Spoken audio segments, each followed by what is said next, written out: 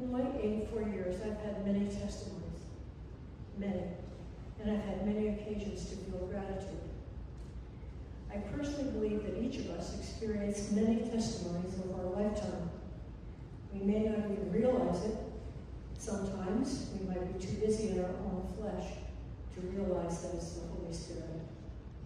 The most recent testimony, it wasn't a year or so ago now. My daughter Lori, the oldest one that you all have all prayed for continually while she battled her cancer. When she called me and asked me if I would be water baptized with her in her hometown in Connecticut. And that was about a little less than a year before she passed away. I saw her faith and her love for Jesus Christ grow right before my eyes. And what more could a mother ask for than that? After I'm getting ready to move, I was going through some things and packing them up. And this is what prompted my bringing this testimony up. In her Bible, I found this handwritten note. And this is when I truly felt the Holy Spirit just rush through me. She said, I'm blessed to say that I've been able to hear the word and see the wonders of his doing. I truly am encouraged and inspired by the Holy Spirit and by my sister Pam's insistence that I pray more and have more faith. If anything, I've learned that I am loved by God and I am a child of God and full of his grace. That just makes me feel so wonderful. Because when you lose a child, it's really difficult. But what I wanted to say now is that about gratitude. Pastor Jordan, this church family, they've filled my heart and my soul many times. You're my family, you've supported me during times of sorrow and during times of need. During the disaffiliation, which was mentioned, and that was a few years ago, you could see how everyone worked so hard to keep this church true to the Word, and that was amazing. The Lord strengthened and he blessed me, and he blessed each and every one of us over and over. The blessings are so obvious as you look around our church on Sunday morning.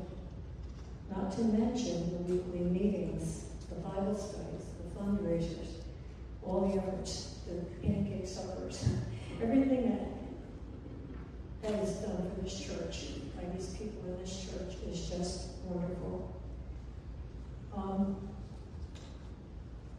I've seen so much growth in the church, and when I say growth, I mean growth spiritually, not just in numbers, membership numbers. I've seen the Holy Spirit grow here in each of us. You feel it the moment you walk through those doors. One big example where I see the Holy Spirit growing is in our youth, and Sheila mentioned that earlier. What would our church future be at Gethsemane without them? They participate in serving. They experience the love God has for them, and to put their love and trust into God always. We need to take the time to bless and say thank you to all of those that have nurtured them from church school, children's church, to high school, and into young adulthood. My move is coming up. Most of you know I'm going to be moving. I have to just tell you quickly, this has been one of the hardest decisions for me to make.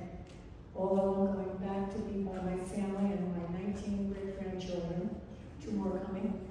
But this has been my church family for 20 years. And it's really difficult. One morning, Sunday morning, I sat right where Karen was sitting, and I looked around the church and I thought, I know most of these people by their first names. I know their kids. I was had art classes at my house. I've been here involved in taking pictures at Vacation Bible School, getting to know all the little quirks and all the little everything about them. And it's really hard for me.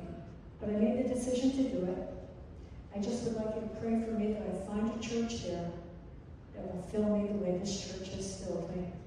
I truly mean that. It's going to be really difficult for me. But one thing I just want to mention quickly too is that if you're not involved in groups, you haven't, you're a little timid about it, don't be. Get involved in outreach, get involved in Bible studies, get on committees. You'll be really glad and grateful that you did. And that's it. Good night.